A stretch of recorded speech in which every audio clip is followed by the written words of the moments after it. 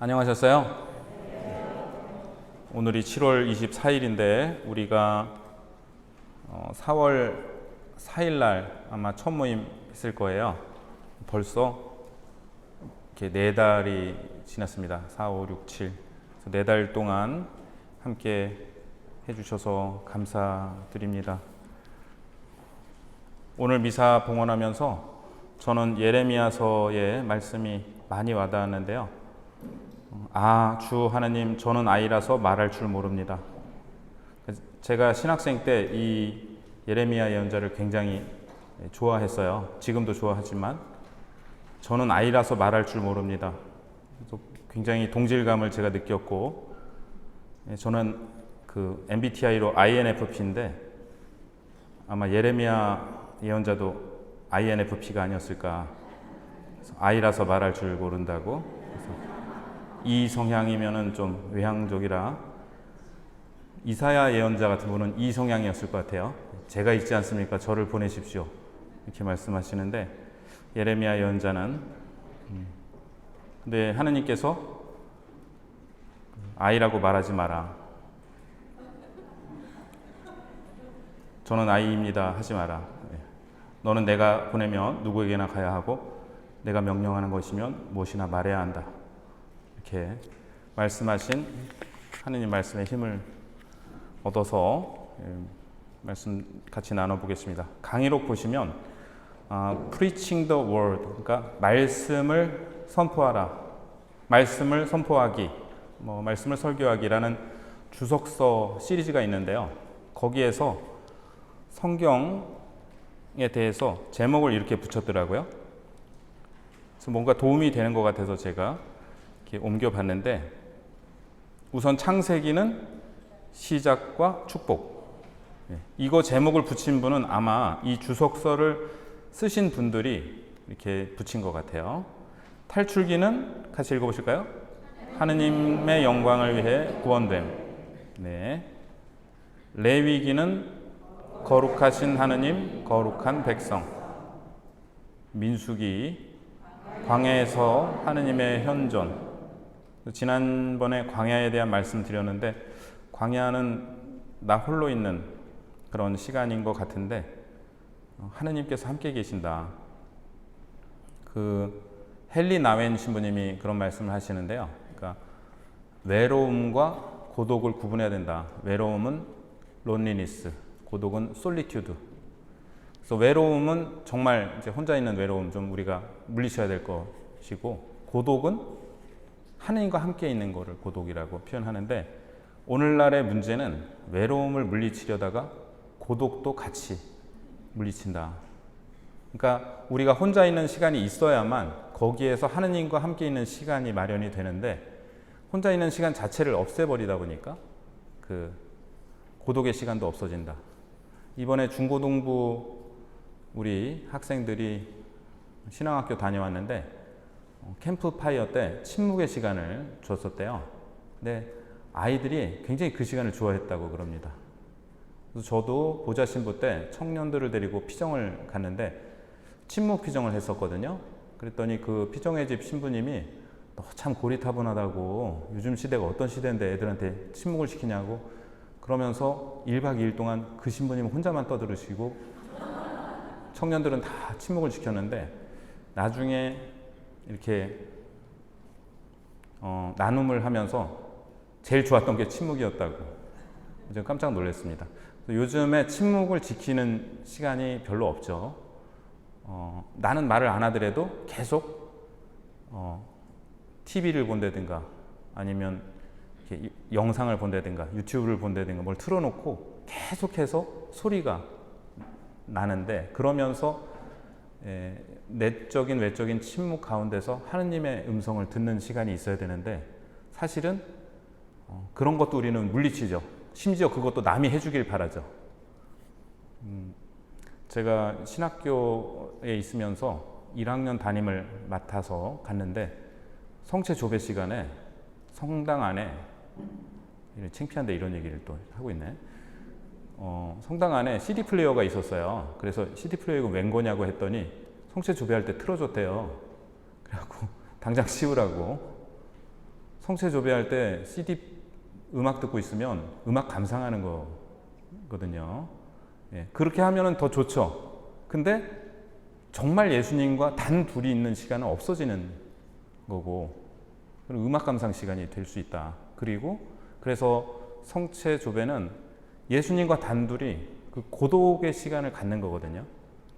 그러면은 예수님께서 하시는 말씀이 이렇게 잘 못 알아들을 수도 있고, 그렇지만은 그게 이렇게 말씀을 들으려고 하기보다는 예수님과 단둘이 그 시간을 지내는 것이 성체조배의 목표입니다. 그 아르시의 비안네 신부님께서 이렇게 그런 얘기가 있는데, 성당에 항상 이렇게 농부 한 분이 와서 기도를 하고, 그 다음에 또 일 끝나면 와서 기도를 하고 그러고 가신대요. 그래갖고 어느 날 여쭤봤대요. 성당에 와서 뭐 하시냐고. 저는 예수님을 바라봅니다. 그럼 예수님은 뭘 하시나요? 저를 바라보시죠. 그게 그 농부의 기도였었고, 그게 굉장히 우리한테도 기도가 뭔지 가르쳐 주는 것 같습니다. 예, 그렇게 봤을 때 광야에서 하느님의 현존, 그러니까 민수기 보면은 광야에서 굉장히 힘들고 불평만 하고 그렇게 지내온 것 같지만 사실은 하느님께서 함께 계셨다라는 것을 뒤늦게 깨닫게 되는 것이고, 신명기는 같이 읽어보실까요? 사랑의 하느님께 드리는 사랑의 순종. 아주 말을 멋있게 지었습니다. 그러니까 하느님께 순종해야 되는데 사랑으로 순종해야 된다. 왜냐하면 하느님께서 먼저 사랑하셨기 때문에 그런 의미가 있고, 각주를 보시면 우리의 순종은 우리를 사랑하시는 분께 드리는 사랑의 응답이다. 그래서 요한복음하고 신명기가 비슷하다는 또 얘기가 있어요. 왜냐하면 신명기가 계속 연설문으로 되어 있는데 요한복음도 그렇잖아요. 계속 예수님 말씀을 하시는데, 요한복음에서 예수님께서도 하느님의 사랑과 순종에 대해서 말씀하셨습니다. 하느님께 대한 우리의 순종이 진실되고 거짓 없기를. 이거는 아지스 페르난도라는 성경학자, 이분은 스리랑카 분이신데 이렇게 말씀을 하셨습니다. 그리고 이 주석서 시리즈가 아직 마태복음은 안 나온 것 같아요. 그래서 마르코복음은 같이 읽어보실까요? 종이며 구원자이신 예수. 루카복음 그대가 진리를 알도록. 요한복음 그대가 믿도록. 이런 부제들이 굉장히 성경을 잘 설명하고 있는 것 같아서 놓아 보았습니다. 자, 한 분이신 참 하느님께 충실하고 또 개약의 백성들이 서로 사회관계에 충실하여야 할 의무는 십계명에서 나온다. 이 문장은 각주 2번을 보시면 교황청 정의평화평의회에서 나온 간추린 사회교리 23항입니다. 그래서 사회교리라는 말 들어보셨죠, 그죠? 예. 근데 이 사회교리에서 이 대부분 사회교리 얘기하면 그래요. 그 레오 13세, 성 레오 13세 교황님의 새로운 사태를 최초의 사회교리 문헌으로 얘기를 하는데, 사실은 최초의 사회교리 문헌은 성경이다 이렇게 얘기를 하고, 특별히 그 중에서 십계명을 얘기합니다. 탈출기 20장과 신명기 5장의 십계명이 차이가 있는데, 신명기 5장으로 한번 읽어보실게요. 1. 너에게는 나 말고 다른 신이 있어서는 안 된다. 이거는 한 분이신 하느님을 흠숭하여라, 이 계명이고요. 2. 야훼 너의 하느님의 이름을 부당하게 불러서는 안 된다. 3. 안식일을 지켜 거룩하게 하여라. 4. 아버지와 어머니를 공경하여라. 5. 살인해서는 안 된다. 6. 간음해서는 안 된다. 7. 도둑질해서는 안 된다. 8. 이웃에게 불리한 허위 증언을 해서는 안 된다. 9. 이웃의 아내를 탐내서는 안 된다. 10. 이웃의 집이나 밭, 남종이나 여종, 소나 나귀 할 것 없이 이웃의 재산은 무엇이든지 욕심내서는 안 된다. 근데 이 탈출기 20장하고의 차이는 아내가 따로 있느냐, 아니면 탈출기에 보면은 이웃의 집을 탐내서는 안 된다가 따로 나와요. 그리고 또 개신교에서는 두 번째 계명을, 그러니까 하느님을 본딴 어떤 그 우상을 만들지 마라, 그거를 넣기도 합니다. 그래서 9번째, 10번째 계명을 합치고요. 그런데 우리가 여기 보면은 문득 생각이 났는데, 어떤 분이 어머니 교사였는데 아들이 말을 안 들으니까 이 말씀을 하셨다 그러더라고요. 10계명에 부모에게 효도하라가 살인해서는 안 된다보다도 먼저 나온다고. 왜 이렇게 엄마 말을 안 듣냐고 그랬다고 하셨다는데, 자, 여기 보면은 6계명하고 9계명의 차이가 뭔가요? 7계명하고 10계명 차이는 뭔가요? 6계명은 간음해서는 안 된다. 9계명 이웃의 아내를 탐내서는 안 된다. 그러면 6계명은 이렇게 행위와 관련된 거고 9계명은 마음에 대한 얘기일까요? 7계명도 도둑질해서는 안 된다. 그리고 10계명도 이웃의 재산을 탐내서는 안 된다. 그런 차이일까요? 저는 예전부터 이게 궁금했어요. 같은 거 같은데 이렇게 꼭 따로 얘기를 했는데, 이 간추린 사회교리를 읽고서 제가 이렇게 묵상한 거는 그렇습니다. 이웃의 아내를 탐내서는 안 된다. 이 구약 성경에서 이 계명하면 제일 찔릴 사람이 누굴까요? 다윗이죠, 그죠? 네. 다윗이 이 밧세바를 탐내서 우리아를 죽였습니다. 이게 어마어마한 일이거든요. 구약 성경에서 모세 다음으로 정말 위대한 사람이라고 일컬어지는 다윗이 저지른 일입니다. 근데 성경이 이거를 가감없이 그냥 쓰잖아요. 왜냐하면 성경에서 다윗이 주인공이 아니고 성경은 하느님이 주인공이시기 때문에 그런 사람을 데리고도 하나님이 얼마나 큰일을 하셨는가 얘기를 하고 있는 거죠. 그래서 이 10계명이 쓰여졌을 때가 아마 이렇게 다윗의 일이 이미 알려진 다음일 수 있어요. 그러니까 원래는 모세 때로 소급이 되지만 최종적으로 신명기가 편집되고 그런 때는 이제 유배 이후라고 말씀을 드렸죠. 그렇기 때문에 이미 다윗 시대가 지난 다음입니다. 그런 시기에 이런 얘기를 한다는 거는, 자, 가난한 사람이, 힘없고 가난한 사람이 부유하고 권력 있는 사람의 아내를 탐낼 수 없어요. 불가능합니다.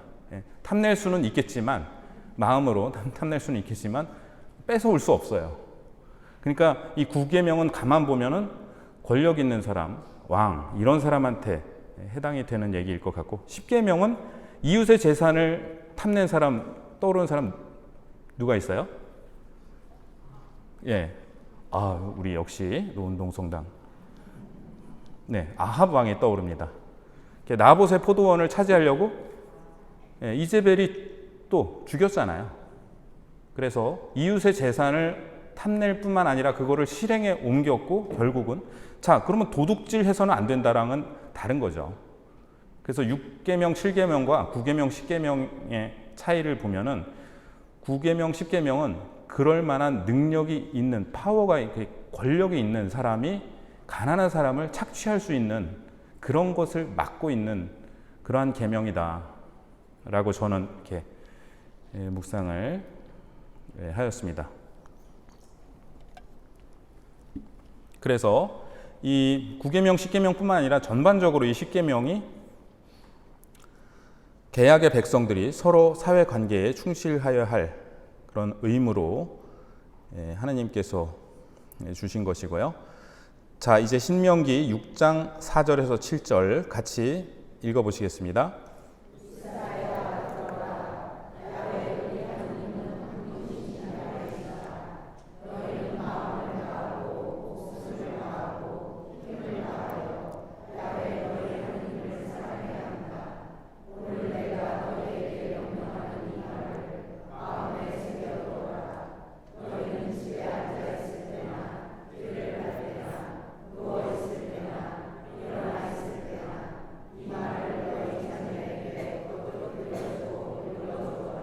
네, 감사합니다.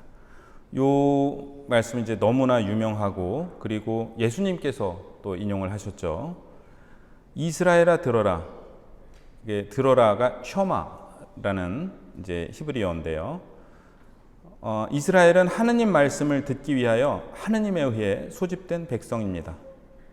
그래서 진리를 듣고 응답해야 합니다. 어떤 분이 그런 말씀을 하시더라고요. 첫째 가는 계명이 뭐냐? 하느님 마음을 다하고 목숨을 다하고 힘을 다해서 하느님 사랑하여라가 아니래요. 들어라래요. 들어라. 너 이스라엘아 들어라. 근데 이제 히브리어는 셔마 들어라가 먼저 나오거든요. 그래서 첫째 계명은 들어라라고 얘기하시는 분도 계시더라고요. 좀 와닿는 얘기인데, 자, 그 다음에 야훼 우리 하느님은 한 분이신 야훼이시다. 요거는 그 주님으로 바꿔서 성경에는 쓰여 있지만 원래는 이제 두 번 다 야훼가 나오는데요.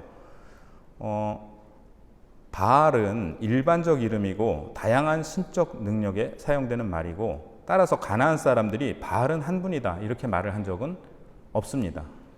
야훼 우리 하느님은 한 분이신 야훼이시다. 그래서 이쪽에 보시면 마음을 다하고 목숨을 다하고 힘을 다하여 야훼 너희 하느님을 사랑해야 한다. 자, 마음은 의지가 있는 기관입니다. 그래서 결정을 내리고 선택이 이루어지는 곳이 마음에서 이루어진다 이렇게 보고 있고요.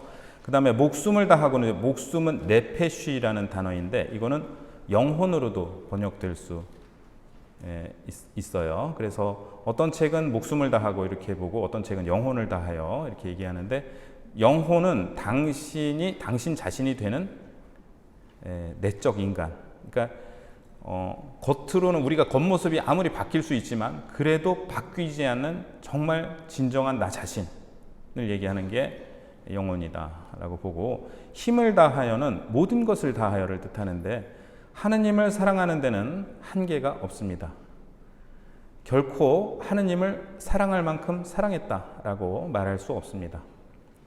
하느님께서 이토록 당신을 사랑하라고 명하실 수 있는 까닭은 당신께서 먼저 사랑하셨기 때문입니다. 그래서 요한 1서 4장 19절 같이 읽어보실까요?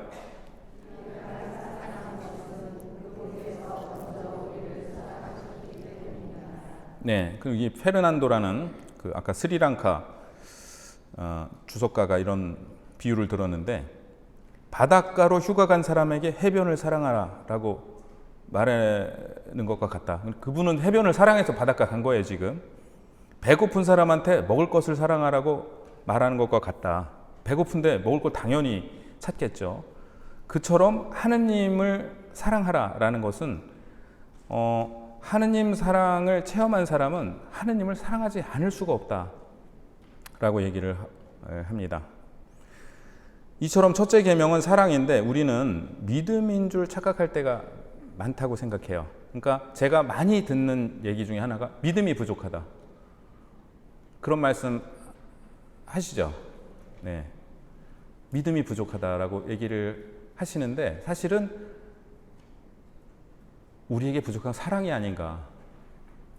그러니까 우리가 가장 먼저, 예를 들면 이제 고해성사를 준비할 때 우리가 제일 먼저 준비해야 될 거는 첫 번째 계명을 어떻게 마음을 다하고 목숨을 다하고 힘을 다해서 하느님을 사랑했나, 이웃을 내 몸과 나 자신처럼 사랑했나, 이게 제일 처음에 나와야지 되는데, 그러면 내 사랑에 대해서 점검을 해야 되는데 대부분 이제 내 믿음에 대해서. 근데 예수님께서 보면 복음에서 이렇게 믿음이 약하다고 꾸짖으신 적은 있는데 그거를 죄라고까지 말씀하시지는 않지만 예수님께서 말씀하신 첫 번째 계명은 바로 이 신명기의 이 사랑의 계명입니다. 그래서 우리한테 부족한 건 사실은 사랑인데 하느님께서 나의 기도를 기다리고 계시는 걸 알면서도 사랑이 부족해서 안 하는 거지 믿음이 부족해서 안 하는 것 같지는 않아요. 그리고 내가 이웃에게 사랑을 실천하기를 바라고 계신다는 걸 알면서도 그 사랑이 부족한 거지 믿음이 부족한 것은 아니지 않은가. 사실은 우리는 자꾸 이제 내 믿음이 얼마나 강한가 약한가는 이제 그만 되물으시고 내가 사랑으로 행동하는 믿음이 중요하다. 바오로 사도 말씀 지난번에 인용해 드린 적이 있는데요. 한번 우리한테 첫 번째 계명은 사랑이라는 거 다시 한번 되새겼으면 좋겠습니다. 자, 신명기 12장에서 26장 신명기 법전이라고 그러는데요. 신명기 법전이 신명기의 핵심입니다. 이스라엘은 가나안에 들어가기에 앞서 그들의 삶을 쇄신할 필요가 있었고 그를 위해 전통적 법전을 갱신해야 했습니다.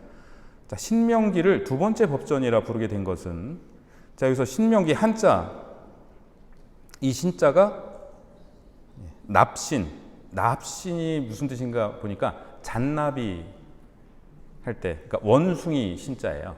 원숭이를 납이라 그러고 거듭 신자입니다.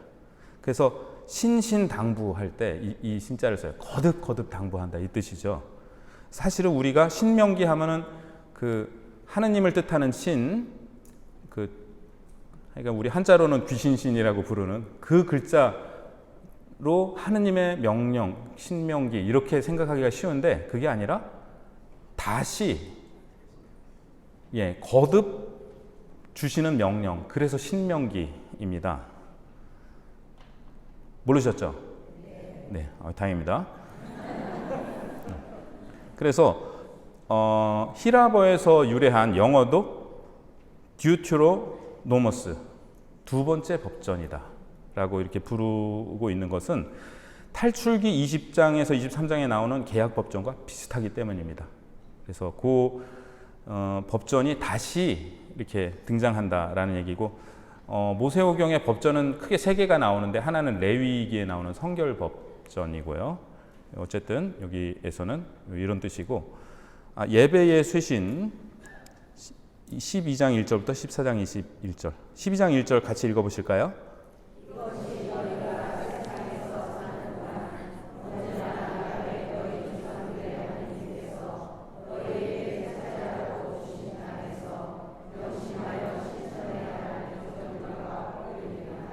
네, 요거는 신명기 법전 전체의 머리말로 이해를 해도 될 것 같습니다. 약속된 땅에서 실천해야 할 규정과 법령 가운데 가장 우선하는 것은 예배에 관한 규정입니다. 새로운 땅에 들어가면 모든 지파가 합의하여 결정한 장소에서만 하느님께 예배를 드려야 합니다. 이 장소가 어디일까요? 똑똑하십니다. 예루살렘입니다. 저마다 편리하다는 이유로 가까운 산당에 모여 야훼께 제사를 바치고 그곳에 사제들에게 11조를 내다보면 민족의 단일성을 해칠 뿐 아니라 지방에서 성행하는 가나안 토착민들의 풍산신 숭배와 뒤섞일 위험이 있습니다. 그래서 이 모세가 지금 모압 광야에서 아직 가나안 땅으로 들어가지도 않았는데 들어가서 성소는 한 군데에서만 해라. 그리고 예루살렘으로 지정은 안 했지만 읽다 보면 우리가 예루살렘인 것 같은 느낌이 이게 들고 있습니다. 이거를 어떻게 이해해야 될까요? 그러니까 요거가 쓰여진 거는 사실은 모세 때가 아니고 예루살렘에 이미 성전이 세워진 다음에 쓰여진 것이다라고 학자들은 추측을 하고 있고, 이제 이스라엘이 남북으로 분단이 되잖아요. 남북으로 갈라진 다음에 북이스라엘은 남유다에 있는 예루살렘으로 가지 않고 이스라엘에서 예배를 드리려고 했습니다. 그러니까 남유다에서는 그렇게 하면 안 된다 하고 예배의 통일성을 위해서 예루살렘으로 와야 된다고 주장을 했고, 그것이 반영된 거라고 보고 있습니다. 그래서 사실은 이제 예수님 시대에도 계속 예루살렘 성전만 고집하는 게 이유가 있기는 있는 거예요. 그때부터 계속 좀 시작된 얘기이고, 다만 문제는 왜 예루살렘에서만 해야 되는가 했을 때 이렇게 우상 숭배로 기울어지는, 그쪽에 있는 어떤 토착 신앙과 결합돼서 우상 숭배로 기울어지는 것을 예방하기 위해서 그렇게 했는데, 오히려 그거 자체가 너무 법제화가 되면서 또 다른 우상이 되고 말았죠. 근데 이 구조를 이렇게 보시면은 코로나 이후에 지금 성당에 안 나오시고 TV로 미사하시는 분들도 계세요.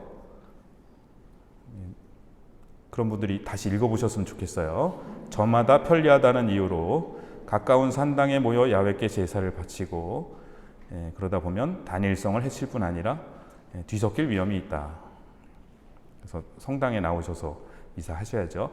자, 단일 성소에서 예배를 드려야 한다는 이 규정은 다윗이 기획하고 솔로몬이 지은 예루살렘 성전과 그곳에서의 예배만을 인정한 남유다와 지방 성소의 예배를 허용한 북이스라엘 사이에 일어난 후대의 종교 정치적 갈등을 반영합니다.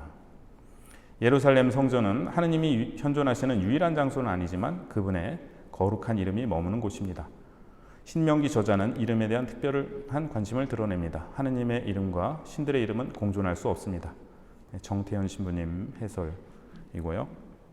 그래서 12장은 유일한 성소, 13장은 한 분이신 하느님, 14장은 하느님과의 유일한 관계로 이어집니다. 자, 그 다음에 새 땅에서의 종교생활과 사회생활, 신명기 14장 22절에서 20장 20절인데요.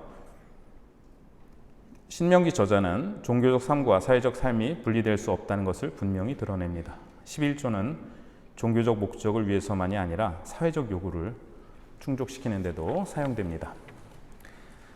신명기 14장 28절에서 29절 같이 읽어보실까요?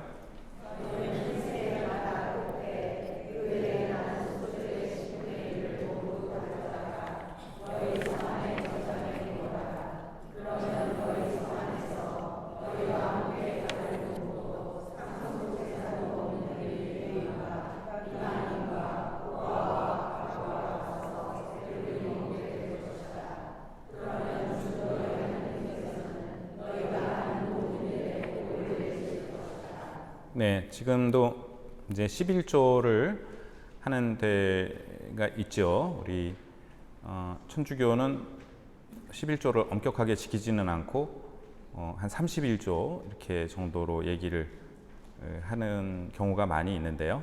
그런데 이 11조를 신명기에서는 그렇게 해서 다 성전에다 갖다 내는 게 아니라 이방인과 레위인과 이방인과 고아와 과부를 위해서 쓰라고 되어 있습니다.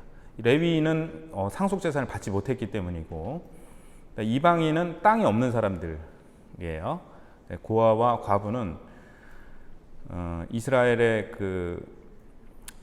이제 성인 남자를 통해서 권리가 행사됐기 때문에 가장 약한 사람들, 사회적 약자들이었죠. 자, 가난한 이들에 대한 존중. 그래서 이 신명기에서 굉장히 강조하고 있는 것 두 가지는, 하나는 성소는 예루살렘에 있어야 된다라는 거, 그리고 다른 하나는 가난한 이들을 존중해야 된다라는 것인데요. 가난이 없는 이상적 세상은 하나님께서 하시는 말씀을 잘 들어야 이루어집니다.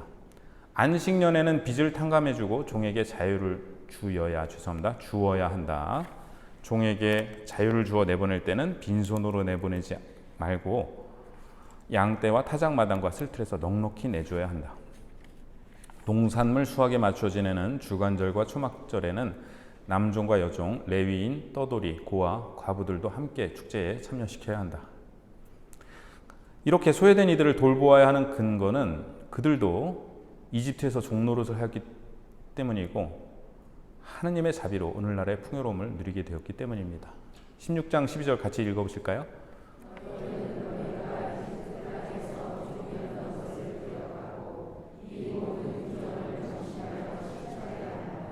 네, 그래서 우리도 예전에 사우디아라비아 가서 이제 일하고 오신 분들도 계셨고, 독일에서 일하고 오신 분들도 계셨고, 외국 가서 이렇게 일하신 분들이 또 많은 희생을 하셔서 또 이렇게 큰 도움을 주셨는데, 오늘날 이주 노동자들을 대하는 우리의 태도는 어떠한가, 이 신명기에 비추어서 우리가 좀 성찰해 보아야 하겠습니다. 자, 16장에서 18장에는 종교 사회 지도자들에 대한 규정이 나오는데요. 판관직, 왕직, 사제직, 예언자직. 오늘날에도 여전히 굉장히 중요하고 유효한 말씀들인 것 같습니다.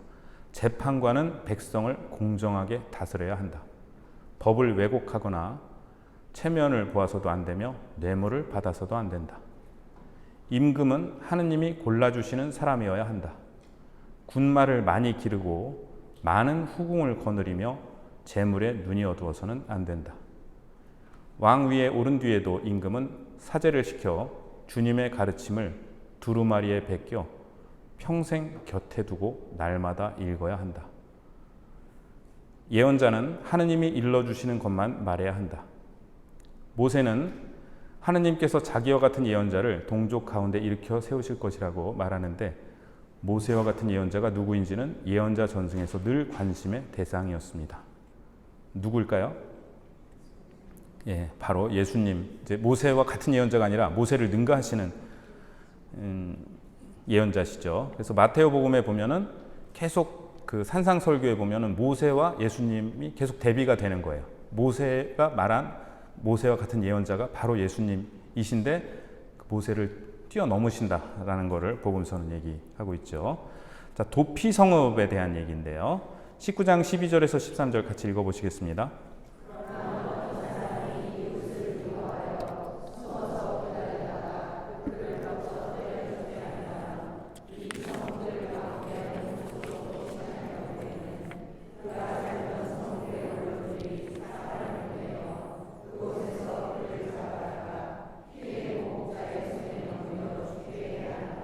네, 이 도피 성읍은 읽어보셨죠? 네, 그러니까 아주 범죄의 살인이 아닌 경우에, 그러니까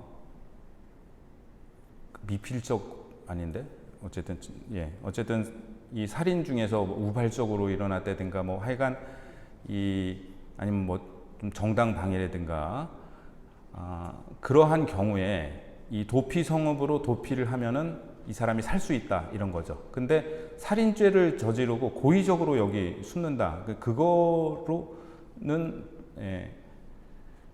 안 된다라는 얘기예요. 근데 여기에 나오는 피해 보복자라는 단어가 나와요. 무서운 단어죠.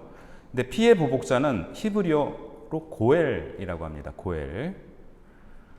이 법적 의무를 지닌 가까운 친척을 의미하는데요. 고엘의 의무는 세 가지인데, 첫째, 친족이 살해되었을 때 피해 보복을 하는 것.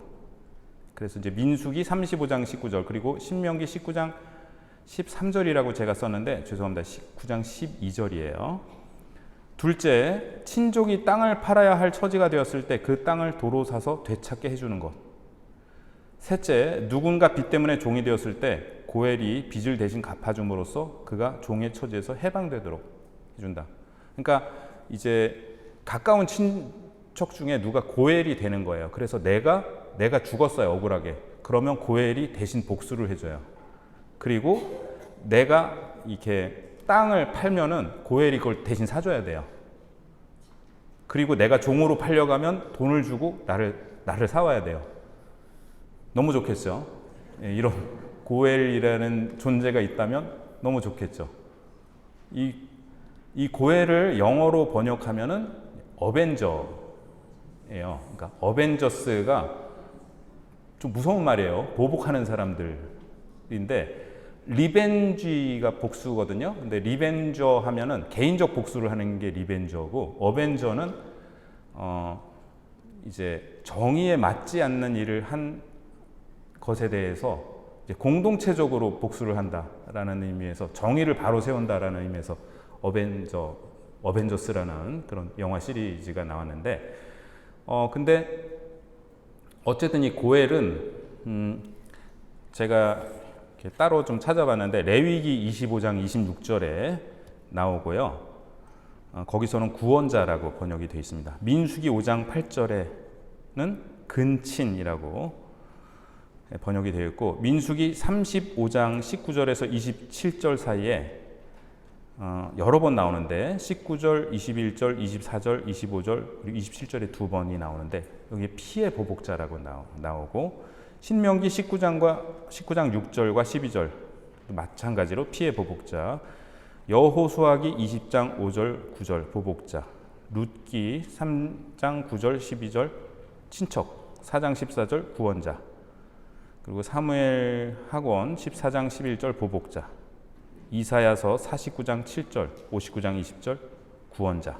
그러니까 고엘이라는 단어가 이렇게 여러 가지로 번역이 됐는데, 지금 이 고엘이라는 단어를 들으면서 누가 혹시 생각이 나셨나요? 예? 누구요? 보아즈. 너무 똑똑하셔서 정말. 맞습니다. 예, 맞아요. 예, 룻기에 이 이렇게 진도를 앞서가시니 참 대단하십니다.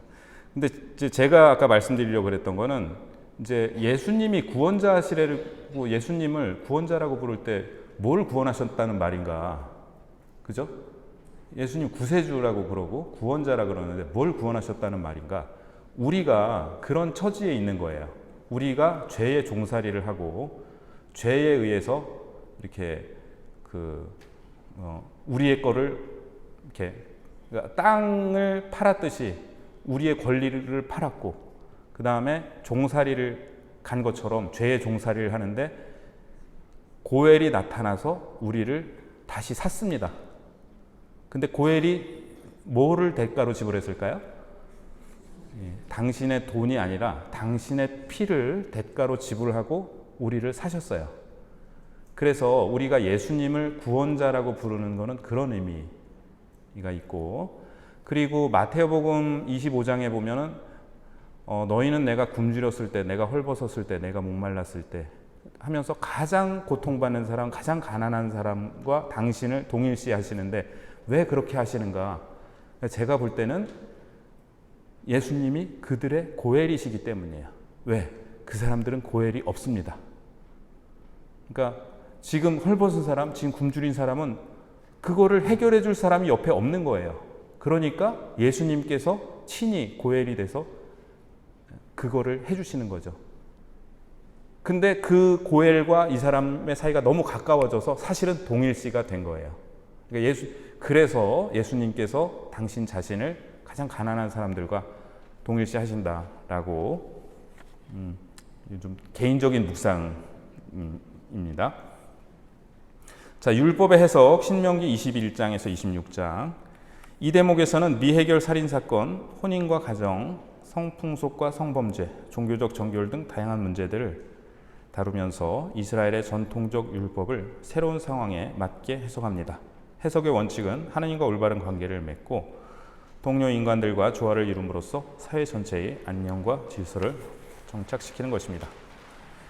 21장 22절에서 23절 같이 읽어보실까요?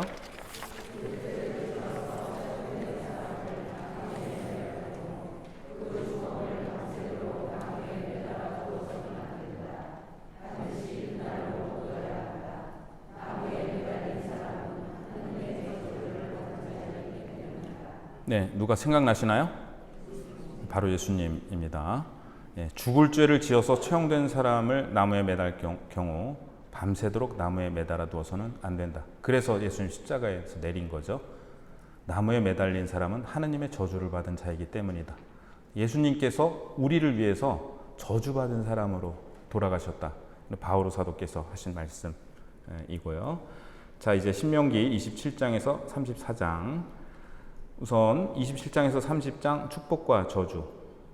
모세는 주님을 거역할 때 내릴 저주와 그분에게 순종할 때 따라올 축복의 조항들을 열거하고요. 부족들 절반은 저주를 상징하는 메마른 에발산에 서고 다른 절반은 축복을 상징하는 비옥한 그리짐산 위에 섭니다. 이어 모세는 이제 백성의 미래를 결정짓게 될 계약을 받아들이라고 촉구합니다. 30장 1절에서 5절 성경 같이 펼쳐가지고 같이 읽어보실까요? 30장 1절에서 5절.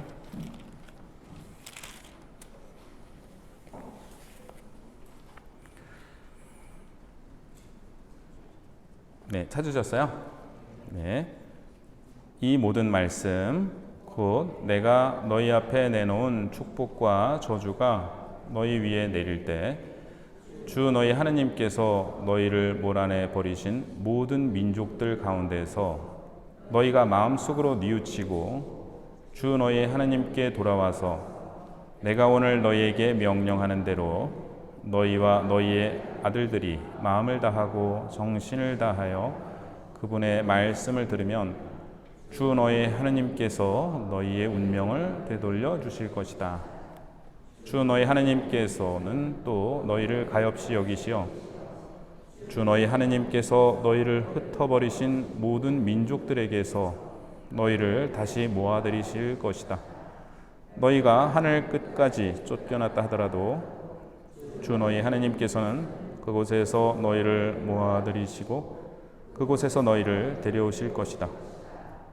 주 너희 하느님께서는 너희 조상들이 차지하였던 땅으로 너희를 들어가게 하시어 너희가 그 땅을 차지하고 조상들보다 더 잘되고 번성하게 해주실 것이다. 자, 지금 약속의 땅으로 들어가기 전에 거기 뭐 쫓겨난다는 얘기를 하고 계시잖아요. 이거를 어떻게 이해해야 할까요? 지금 아직 들어가지도 않았는데 거기에서 니네가 잘못하면은 쫓겨날 건데 다시 하나님이 데려오실 것이다. 사실 요거는 쫓겨난 다음에 써진, 아까 말씀드린 것처럼 이제 유배를 가서 흩어진 상태에서 쓴 거예요. 그래서 너희가 마음을 돌이켜서 하나님께 돌아온다면 하나님께서 너희를 모아 들이실 것이다. 마태오복음 24장 31절 같이 읽어보실까요? 그는 큰 나팔 소리와 함께 자기 천사들을 보낼 터인데 그들은 그가 선택한 이들을 하늘 이 끝에서 저 끝까지 사방에서 모을 것이다. 그래서 예수님께서도 흩어진 이스라엘 백성을 모으러 오셨다라는 말씀을 자주 하시는데 이 말씀은 이스라엘 백성이 이렇게 흩어졌죠. 유배를 가서 흩어졌는데 이 모아들이시는 일은 하느님이 하시는 겁니다. 그런데 예수님께서 당신이 그 일을 하러 오셨다. 당신이 바로 하느님의 아드님이심을 말씀하시는 거고요. 제가 여기다 신숙주 이렇게 써놨는데 까먹을까 봐 그 숙주나물 아시죠? 숙주나물이 왜 숙주나물이라고 불리는지 아세요? 뭐 신숙주 때문이다라는 얘기도 있고 다양한 설이 있더라고요. 근데 최근에 제가 이제 TV 프로그램을 봤는데 되게 흥미있었어요. 그러니까 신숙주가 언제부터 이렇게 변절자로 이렇게 숙주나물이 잘 쉬기 때문에 그렇게 신숙주를 붙였다고. 근데 사실은 이제 신씨문 중에서 굉장히 이 얘기를 싫어한다고 그러실 것 같아요. 그리고 근데 신숙주가 이렇게 한글 창제에도 기여를 하고 굉장히 영의정으로서도 잘 했는데 어쨌든 개유정난 때 이렇게 세조 편을 들었죠. 그리고 단종이 폐위되고 그러는데 세조의 편을 들었고 그 성산문이 굉장히 이렇게 절친이었는데 이 사육신들은 죽임을 당했는데 신숙주는 이제 세조 편을 들면서 거기에서 운명이 엇갈렸는데 근데 바로 그때는 이렇게 변절자라고 얘기는 그런 이미지는 없었다고 그래요. 근데 200년 뒤에 숙종이 사육신의 묘를 지나다가 이 사육신을 정중하게 모시라고 한 다음부터 사육신을 이제 복권 운동이 일어나다 보니까 이분들이 이렇게 훌륭하게 돌아가셨는데 하면서 이제 신숙주에 대한 재평가가 이루어졌고 사실은 이제 변절자의 이렇게 상징처럼 이렇게 되게 된 이면에는 일제 강점기 때 그 춘원 이광수의 그 단종애사라는 소설에서 신숙주가 굉장히 변절자로 그려졌다고 합니다. 그런데 사실은 이거는 일제 강점기 때 친일파들을 거기다 투사했다는 거예요. 사실은 근데 이광수도 친일을 했는데 좀 아이러니하죠. 그리고 이제 월탄 박종화 선생의 목매이는 여자라는 단편 소설이 있는데 저는 이제 중학교 1학년 때 그걸 읽고 굉장히 이렇게 감동도 느끼고 충격도 많이 받았는데 신숙주 아내의 얘기 사실은 역사적으로는 이미 돌아가셨는데 그 소설 안에서는 이제 성산문 박팽년 이렇게 사육신들이 처형당할 때 자기 남편도 처형당할 줄 알고 기다리고 있었는데 이렇게 벼슬을 얻어서 오니까 남편 얼굴에 침을 뱉는 거예요. 그러고 나서 이제 그 다음날 스스로 목숨을 끊었다고 그렇게 얘기가 나오는데 이것도 이제 일제 강점기 때 1923년도인가 이렇게 발표된 소설이더라고요. 그러니까 여기에서 지금 신숙주는 사실 역사적 인물 신숙주를 얘기하는 게 아니고 친일파를 얘기하는 겁니다. 그러니까 변절하고서 친일 이렇게 일제의 편에 선 사람들을 거의 다 투사를 한 거죠. 그러니까 약간 이제 이런 소설들에서 지금 얘기하고 있는 거는 사실은 그때 당시에 1920년대의 이야기인데 우리는 그거를 이제 그 일이 일어났을 때로 이렇게 돌아가서 생각을 하지만 제가 이제 요 말씀을 드리는 까닭은 30장 1절에서 5절은 사실은 모세 때 얘기가 아니다. 이거는 오히려 요 성경이 쓰여졌을 때를 배경으로 하고 있고 그거는 이렇게 땅을 빼앗기고 이렇게 하느님의 말씀에 충실하지 않아서 유배를 가고 흩어진 그런 사람들을 대상으로 하고 소급해서 하고 있는 얘기입니다. 그러니까 이거는 사실은 니네 말 안 들으면 이렇게 쫓겨날 거야가 아니라 이미 쫓겨난 사람들한테 희망을 주고 있는 거죠. 너희가 마음을 돌이켜서 회개하면 하나님께서 다시 불러일으켜 주실 것이라는 것이고요. 30장 11절에서 14절 같이 읽어보시겠습니다.